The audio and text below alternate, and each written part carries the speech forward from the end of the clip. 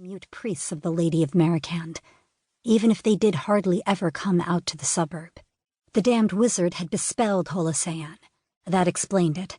She had bespelled the whole gang, once upon a time, won herself a place with them, got herself made tutor to Pakdala, when they'd all thought her Hola's bastard daughter, not knowing she was the goddess of Lissavakel, not knowing Holosayan had been taken and possessed by the black dog. Monster, mountain spirit or not, Holosayan hadn't been immune to Ahjvar's wizardry then. He'd fallen to it again, obviously. And how was Zabel supposed to rescue him? He didn't want to end his life with his neck snapped like a rat's. And Hola, once the dog took him over, was quite mad. Anyway, Zabel had no idea where they'd gone. In bed somewhere, he supposed, and damned if he was going to start checking every inn and tavern to save the fool from himself. Hola would come to his senses in time. Surely. It wasn't like Ahjvar was even very pretty to hold a man for long. Of course, you couldn't call Gagush pretty either, and he'd married her, so maybe that wasn't what Hola went looking for. Zabel's jaw ached, his head ached. He was tired and alone, and he had no money. Hardly any money. A few coins left. He'd already had to pawn his father's saber, the only inheritance he had from either parent, because Gagush refused again to advance him any pay on the next trip.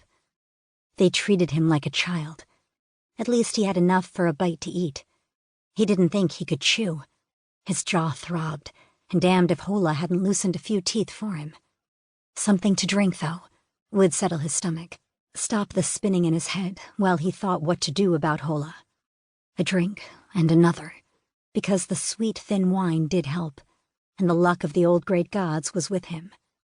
He found a Marakander looking to play a game of tables, one of those who came out to the caravansary suburb, thinking the caravaneers all drunken barbarians with the wits of their own camels, and he won the first and third of the 3-game match, made a decent purse of the game, and more off the betting, which had mostly been against him, made himself scarce thereafter, because he didn't like the way the loser was eyeing him. He wasn't so drunk as all that. Zabel walked out into a battle. Well, not quite. There had been an unusual number of people rushing in and out of the tavern, so he should have guessed something was afoot.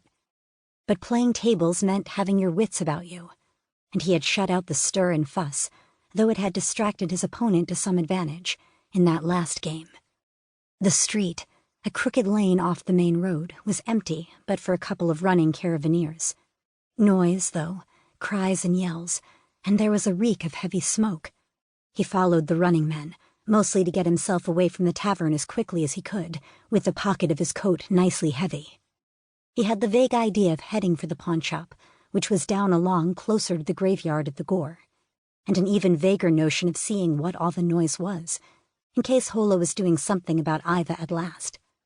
But when he rounded the corner onto the main road, it was to a scene of chaos that took him right back to Lissavakel, where his father had died, where everything changed, and sometimes it seemed he'd lost not only the dead, but the living. The road towards the gore was obscured by black smoke. Buildings burned, scarlet flames climbing high, the air roaring with them. Screams and cries, the clash and ring of metal, animal roaring too, came from there. Nearer, a smaller battle raged. Women of the suburb and women of the road clothes engaged with Marakander temple guard in red tunics and leather armor, a twisting, tight knot of desperation. He couldn't see who was winning, wasn't such a fool as to rush into it either way. Fighting street guard never came to any good end, and temple guard, if they hauled you off before the voice of the lady. No, some assassin had murdered her, and the lady, the goddess of the city, spoke for herself now, they said. If they hauled you off before the lady, you'd certainly better hope the old great gods had their hands over you, because nothing short of a miracle would save you then. The caravaneers, outnumbered, broke and surged back. Zabel whirled to run with them. It was that or be taken gawking there by the temple guard pursuit. Sarah damn him for a fool. He tripped and stumbled along, and missed his chance to dart away up the lane again, when someone hopefully grabbed his arm to steady him. They didn't run far, just to get their backs against the corner made by a caravansary's out-thrust entryway. Its gate was firmly shut.